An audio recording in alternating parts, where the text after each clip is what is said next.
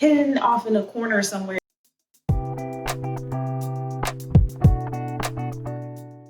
Hello, explorers, Kitty the Explorer here, and today I am back with another Travel Chat Thursday, and I'm going to talk about solo travel as a female and some things that I want you to be aware of when you get ready to plan your next solo travel trip or your first one. So let's get into it. But first, make sure you hit the subscribe button down below and the notification bell right next to it so you'll be notified when all of my videos are released. Videos are released on Tuesday at 4 p.m. Eastern Time and Thursdays at 11 a.m. Eastern Time. And on my channel, I talk about all things travel photography and a little bit about the environment. So now let's get into today's video. So today I'm going to go over 8 things that you definitely should do before your first or your next solo travel adventure as a female. And some of these will be related to any trip, domestic or internationally, and some of them are things you must do internationally. So let's start with number 1.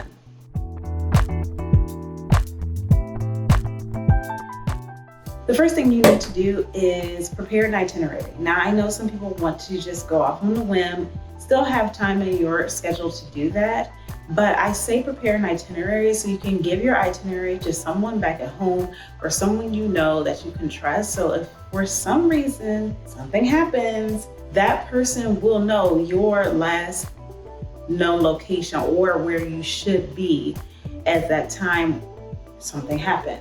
So it's really just kind of a check and balance to have that itinerary in place. Now, it's not 100% planned. I don't plan it to the T, and sometimes I may change some things, but it is nice to have that in place for safety measures.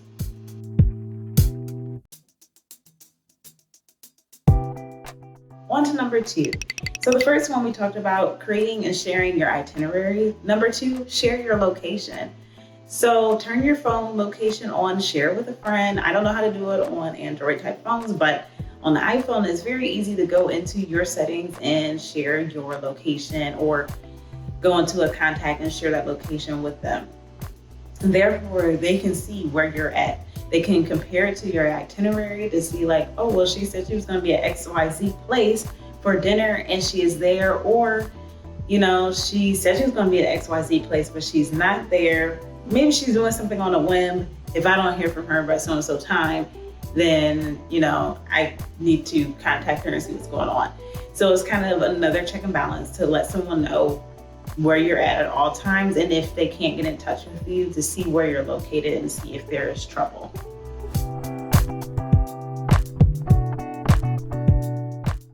Number 3, have some type of protection with you or learn self-defense. I'm not just trying to say this to scare you. This is something you probably should do at home as well, because I do have stuff at home, but make sure you have something in order to protect yourself. Not everyone in the world is friendly, of course, or nice people. So knowing self-defense is a great mechanism to protect yourself, but also maybe carrying some things like mace, but not every country allows mace into their borders. You can't really take that on the plane or check it in your luggage sometimes. So taking something like maybe some hairspray or using your key to fight someone off is a great way. So look at alternatives for protection and how you can help yourself if you are ever in trouble with another person.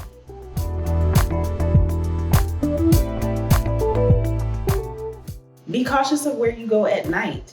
If you do plan to go somewhere solo as a female at night, make sure you know your neighborhood, know if it's safe for you to walk back. Don't go out down any dark alleys where someone could be hidden off in a corner somewhere you don't know. Or make sure you have arrangements to get back to your stay accommodation, whether it is ride sharing, your hotel needs to bring you a car, have a taxi arranged, picking up a taxi, you have a car yourself.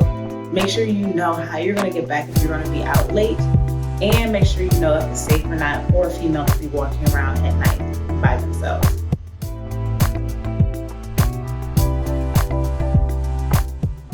Okay, number 5. Unfortunately, we have to say this because it's society, but be cautious of what you're wearing. I'm not saying don't go out and don't be cute. Sometimes some outfits may tell a different story than what you want to be told. So just be cautious of what you're wearing, and make sure if you're in a country that has specific rulings around clothing that you respect that culture, like showing your shoulders or whatever it may be. Some places may not allow revealing clothes as in other areas. So just make sure you're telling the right story that you want to be told about your body and about your personality, as well as respecting the local culture.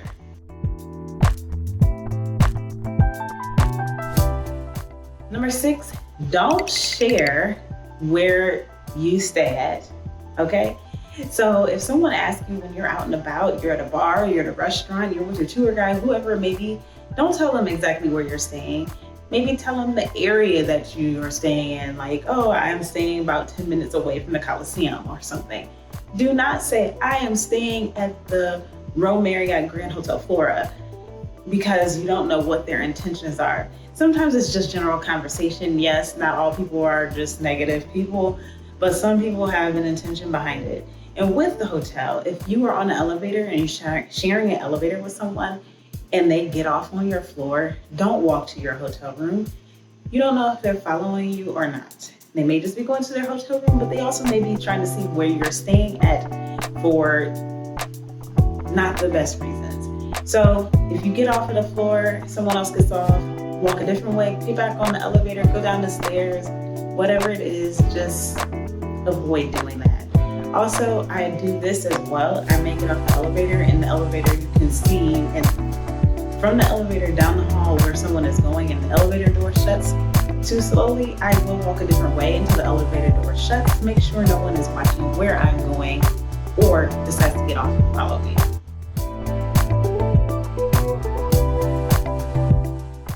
Another thing you should have is a door jammer, and I have a video about a door jammer that I use in hotels.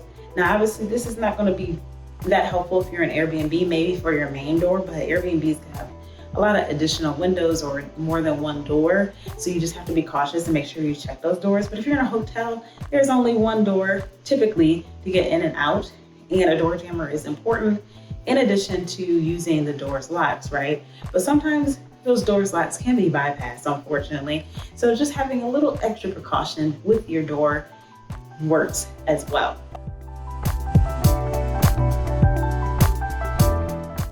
The last thing I highly recommend, if you are a U.S. citizen or resident, to register with the STEP program with the U.S. State Department.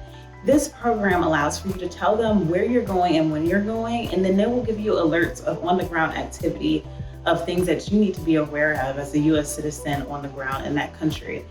And it may be something that will negatively impact you, or just something you just need to be cautious of or avoid.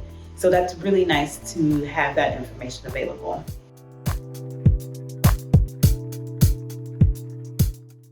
Okay, and I just thought of one bonus item. Like, how could I forget about this? I mean, there's a lot of different things you need to be aware of, but this bonus item, so I guess item number 9, be cautious of your drinks. Don't leave your drinks unattended. You shouldn't do that at home either.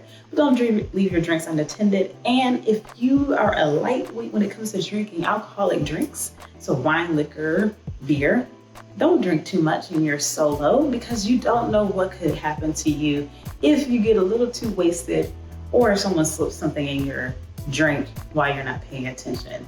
So be aware of that and drink responsibly. All right, ladies, those are my 8 plus 1, so 9 different things you need to be aware of as you travel solo for your first time. Now, I'm not telling you these things to be scared to go. I am telling these things so you can take necessary precautions. It's like buying car insurance. You hope you never get in a car accident, but you have it in place just in case you do. So I wanted you to know these things so you could feel a little more safe as you travel around the globe solo. So I do want to hear from you. I do want to know what your concerns are about traveling solo for the first time. I will touch base on my Instagram and on here, at least monthly, about any questions that people may come up with as they decide to travel solo. And I will answer those questions and give feedback, hopefully once a month. So again, leave your questions and concerns about traveling solo as a female. I want to hear them so I can answer them for you. So if you enjoyed this video, make sure you hit the like button. Please don't forget to subscribe and hit that notification bell. Make sure you share this video with your friends, family, and your social media networks. And again, don't forget to leave those questions or concerns about traveling solo as a female down below. Thank you so much for watching. Have a great day or night wherever in the world you are. Bye. Thank you so much again for watching this video all the way to the end. If you really enjoyed this video, make sure you check out the video on the left or watch the playlist on the right. Thank you again. See you next time.